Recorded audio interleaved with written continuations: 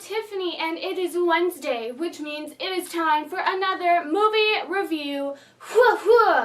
I am super excited for this movie because I have this on DVD. I've had it for a while. I actually did haul it in one of my movie/book hauls. Basically my second one I ever did. I've had it with me for a really long time. And before I actually hauled it, I had actually watched it once. But it still took me till 2016 to actually watch it. Isn't that sad? The movie that I am talking about is 300. That's right. I watched this movie. And look, I dressed appropriately. I got a red cape, like what they have in the movie, sort of. I didn't have a shield or sword on me, though, so I couldn't use that. But I got the cape. I'm so proud that I thought of this. I was really happy when I found this. Like I said, it took me a really long time to watch this movie. It came out in 2006. It took me 10 years later, after this movie came out, for me to actually watch it. That's really sad. I don't care if I was young. My movie self should have seen this movie. I was really happy that I finally got to watch this movie. And I meant to do a movie review on this for a very long time, but as you can tell, it's taken me forever to get to my DVDs, mainly for two reasons. One is that since I work at the movie theater, I try and see all the new movies that are released, and then I try and do videos on them first because I don't want them leaving my head. Another thing is, you guys request movies too. And every time you request a movie, I always try and keep an eye to see if it's on Netflix, Amazon Prime. I always try and find those first once you request them and say you want to see a movie review on that. I have them all written down on my phone, and I always search every time I know I need to watch a movie for those movies. Then I go to my DVDs. But I really should start just doing my DVDs because, one, they're handy right here, and I can pick them up and put them in whenever I want, and I have a lot to get through. I definitely want to make sure I pay attention to your requests as well and get those done as well. I don't want to just ignore them and do all of my DVDs.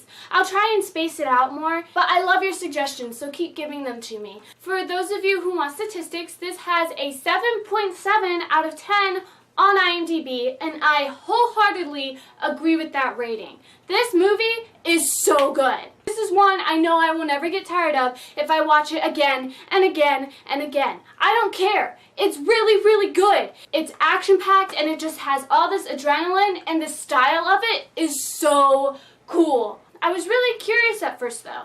I was watching this movie and the style of it actually felt a little bit like Sin City, if you've ever seen that movie. 300 and Sin City are both comics. And I did research because I will fully confess I don't know my comic people that well. I'm really sorry. I know some writers like Robert Kirkman. I really don't know my writers that well and what they write. I decided to search and just out of curiosity see if they were written by the same person, and of course they were. They were both written by Frank Miller.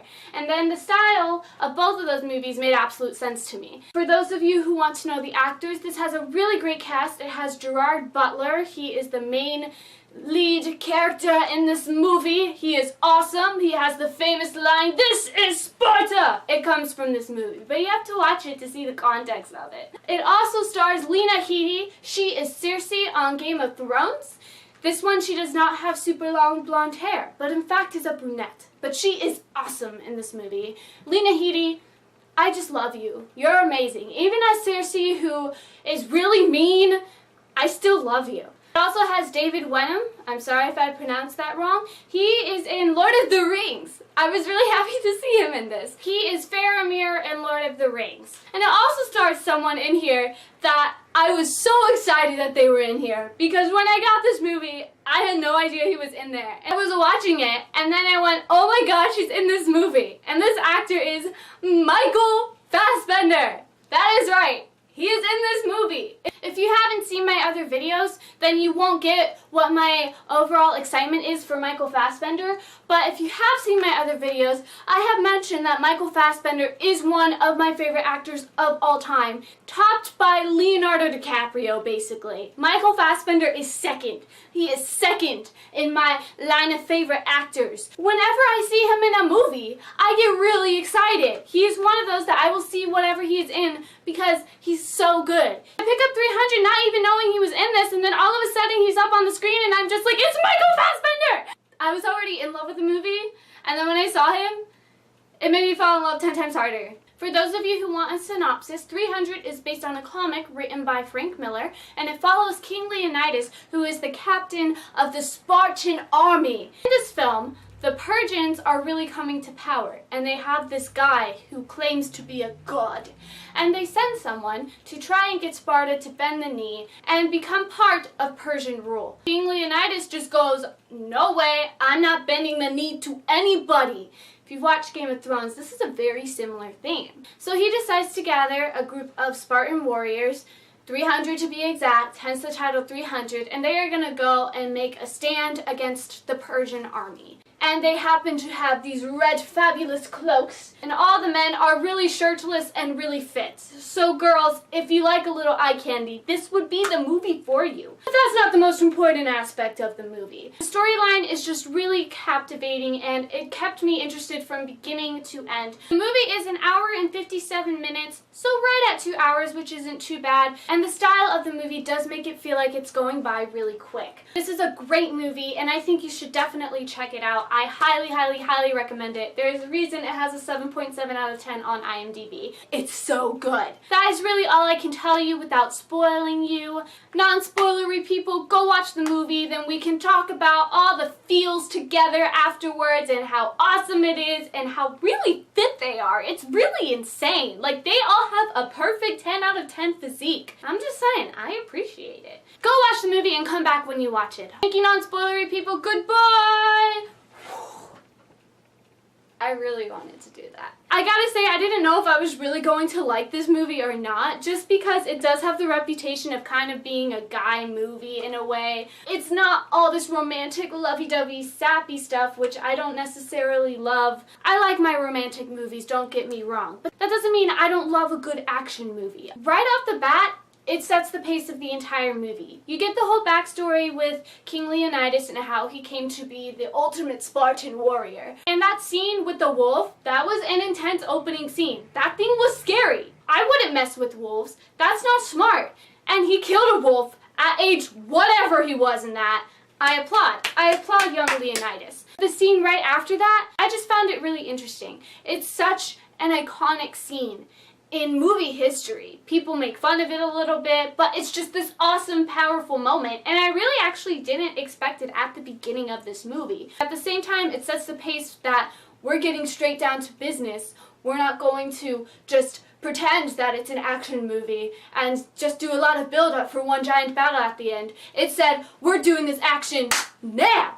Of course, the famous scene I am talking about is when Leonidas goes, "This is Sparta! Wah!" And the guy falls to his death. You don't kill the messenger, but Leonidas didn't care. It was just such an awesome opening moment and made you really pumped for the rest of this movie. I really loved Lena Headey in this. She's just so good at playing these really powerful women, especially during times where women weren't considered to have a lot of power in society. She's Cersei, who kicks everyone's butt. And in this, she's a nice person, but she still has a lot of power, and you don't underestimate her. And I really liked how she could convey such power without actually having to battle or anything. All the scenes that you see her in are really her talking and negotiating, and it shows how smart she is, and in those little moments, you just see the strength of her. In action movies, a lot of the times, you show power by being like, "Hurrah! I'm strong! Stab! I killed 5,000 people! Whoa!" She didn't have to lift a finger, really. Her main goal was to try and get the army to go and help Leonidas, and I just really appreciated her character overall in this story. I did mention that this movie was a lot like Sin City, mainly in the narration of it. In Sin City, you have a person who is narrating over the entire thing and kind of explaining the scenarios a little bit. You have the same thing in 300. It ends up being actually one of the 300 men who survives and is sent back to tell the story of Leonidas. But both of them really have that narrative style, which leaves more room for action. If you observe, there isn't a ton of dialogue in this movie. It's really a bunch of awesome slow-motion battle sequences and showing just how awesome Spartan warriors can be. Those slow-motion action sequences were incredible. I loved it. I just wanted to get up there with them and be like, I think I'd make a good Spartan soldier. I already have the cape. I'm already a quarter of the way there. I just need a sword and shield and I'm halfway there. And then I could fight next to Michael Fassbender. The guy who played Xerxes was really good, but I really hated his guts. Applaud on making me really hate you, because that's the goal of that character, I'm pretty sure. You don't want to root for the Persians, what the heck? If you are, what version of this movie are you seeing? Xerxes was so irritating, but I really appreciated the actor who played him. He was menacing. I was a little bit scared for Leonidas because Leonidas looked really short next to Xerxes. That was really intimidating overall. He did a really good job. And then there's Ephialtes. I don't know if I pronounced that right. I'm gonna butcher these names, okay? I'm just warning you now. Ephialtes is the misshapen person who ends up being the downfall of the 300 Spartan soldiers. He was my least favorite character in this movie. I felt pity for him at first. You could tell he wanted to be a warrior, and it was really sad when Leonidas said no to him, but at the same time, I at least really liked Leonidas in that moment because he did give the guy a chance. And in this society, they tell you at the beginning that people who are misshapen and don't look a certain way, that they are cast out of society. And Leonidas, being an awesome, noble king that he is, does give the guy a chance and says, if you can raise your shield above to here, then you can join us. Leonidas' explanation was really good, and saying that he would have him in his army and let him fight, but he can't because there's a certain battle technique that they have to maintain in order to survive. Of course, Ephialtes doesn't get that, and what does he do? He has a fit and goes to Xerxes. I was pissed off. This was how they get destroyed, because this guy who was loyal to the Spartans, his family is, betrays his own family and says, here is your way to beat them. I was mad. I was really mad. I just overall really loved how you can really get attached to these characters without really having a ton of dialogue in them and really feeling the hurt if something happens to one of them. The main story that you kind of follow in the battle, besides Leonidas' story of course, happens with the captain and his son and Michael Fassbender. Throughout this movie, every time you see one of the Spartan soldiers get killed, even if you didn't know the soldier at all, it was still a punch in the gut, because you know they are so few. And every one of them that goes down is one less soldier that they have. I thought that was really cool that a character you learn nothing about I still had a personal connection with, because I didn't want any of them to die. But the big hit that really gets you emotionally in a way was with the captain's son and him dying. First of all, you see that he's a really good-spirited guy. Automatically you love his personality and his passion. And on top of that, he builds a really good bond with Stellos, who is Michael Fassbender's character. And you have this little fake rivalry going on between them and them messing with each other, but you know they're brothers and they have each other's backs. And then you see the build up to how much the captain loves his son. And right before he dies, he calls him my son. And I was just like, oh, that is so sad. And I was pissed off. I was not okay. And it really made this huge impact and really showed you that there really wasn't hope for this gang. And this sounds cruel, but it's the truth. You go on the emotional ride of the characters. You feel the nervous energy at the beginning when you know they're setting out to do something kind of impossible, but then you see them beating everybody and this huge army just keeps falling one by one, and you start to think, maybe they'll get out of this because they're awesome. And then that moment with the sun is when it hits again and all the hope kind of leaves, and you realize their efforts are fruitless and all of that fun slow motion action isn't going to be there anymore. It's going to be one final stand at the end of this movie. But it really did a great job of transitioning the tone from this really valiant effort that might have a chance to finally having it hit you that this is not going to turn out the way you want it to. I gotta say, the final statement was really strong and powerful. Usually what happens in a final stand is the main hero faces against the main villain. There was a final confrontation, but the ultimate goal was different than what you would expect.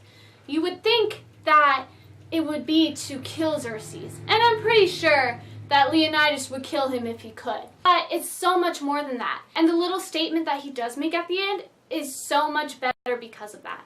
The only thing that Leonidas does at the end is throw a spear and it hits Xerxes in the mouth and makes him bleed. I can see how some people would be kind of disappointed. It makes such an impact on the army of the Persians and other armies that are fighting them. Everybody believed in some way that this person was almighty and all-powerful and could not get hurt. And Leonidas proved that this god could bleed. He can be defeated if he can bleed. And then Xerxes' reaction, because he knows that showing that blood is damaging to his reputation. In that small little effort, he created a huge statement. And I thought that was really cool that the final statement wasn't killing the god, it was making him bleed a little and showing the world he is invincible and it is possible to beat him. I have not seen the second one of this. I know it was definitely not as good as the first one, but I know it has Eva Green in it, who is one of my favorite actresses ever.